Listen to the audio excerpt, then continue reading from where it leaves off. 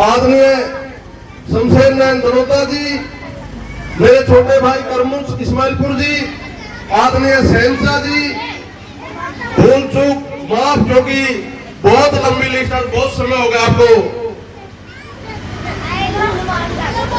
सभी सम्मानित साथी का नाम रह गया हो, मैं हाथ जोड़ करके क्षमा प्रार्थी हूं इस बात के लिए, क्योंकि आप लगभग 2 घंटे से बड़े शांतिपूर्ण ढंग से आप यहां बैठे हैं।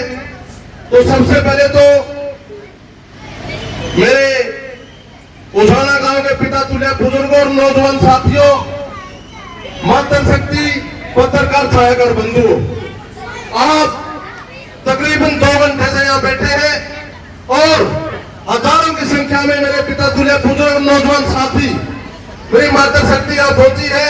आप सभी का हृदय की गहराई से मैं अभिनंदन करता हूँ, स्वागत करता हूँ, वंदन करता हूँ।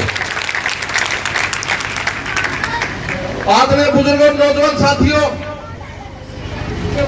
आप सभी ग्रामवासियों ने मुझे जो आज ये मान सम्मान की जो पगड़ी पहनाई है, मैं आपको विश्वास दिलाता हूं, इस पगड़ी की हमेशा लाज रखूंगा, आपकी पगड़ी को ऊंचा रखूंगा, हमेशा मेरा वादा वतन।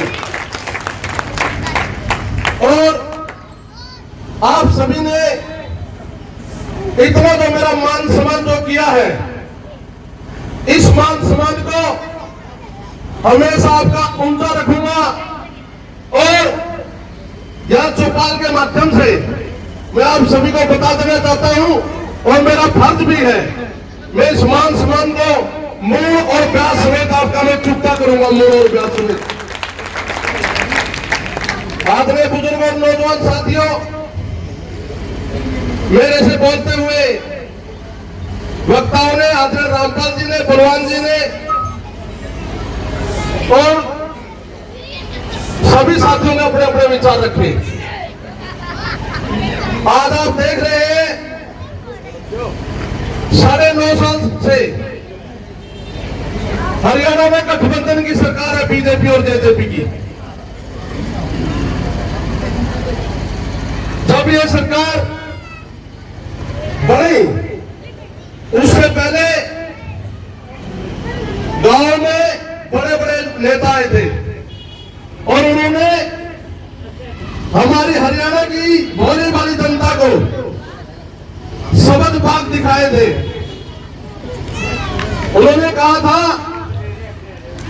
कि प्रत्येक वर्ष 2 करोड़ युवाओं को रोजगार देंगे, लेकिन सरकार बनने के बाद हमारे जो युवा साथी हैं, वो रोजगार के लिए दर दर की ठोकरें खा रहे हैं, उनके लिए कोई रोजगार नहीं। लेकिन सरकार ने 3 लाख कंपनियों को बंद करके हमारे 5 करोड़ लोगों को बेरोजगार करने का काम किया है। हमारे युवा साथियों के साथ अन्याय नहीं तो क्या है। इन्होंने वादा किया था कि सरकार बनने के बाद विदेशों में जो काला धन है वो देश में लाया जाएगा और गरीबों के खाते में 15-15 लाख रुपए डाले जाएंगे। 15-15 लाख रुपए डालने की तो दूर की बात रही, लेकिन हमारे नागरिकों का बैंकों में जो काला धन, जो धन जमा था हमारे नागरिकों का, वो लेकर के बहुत से उद्योगपति विदेशों में चले गए। आदरणीय बुजुर्ग और नौजवान साथियों, इन्होंने वादा किया था कि सरकार बनने के बाद स्वामीनाथन जो रिपोर्ट है वो लागू की जाएगी और किसानों की जो आय है वो 2022 तक दोगुनी की जाएगी। लेकिन सरकार बनने के बाद ना तो स्वामीनाथन रिपोर्ट आज तक लागू हुई और ना ही हमारे किसानों की आय दुगनी हुई। लेकिन सरकार बनने के बाद हमारे किसानों का जो दर्द है वो 100 गुना जरूर हो गया। आदरणीय बुजुर्ग और नौजवान साथियों, जो कट्टा पहले 50 किलो का आता था, 45 किलो का इस सरकार ने कर दिया और पैसे 50 किलो के लेते हैं, पैसे उतने के उतने हैं। और हमारे किसानों का सवा साल आंदोलन चला, 3 काले कानून ये तो देश की सरकार है लेकर के आई।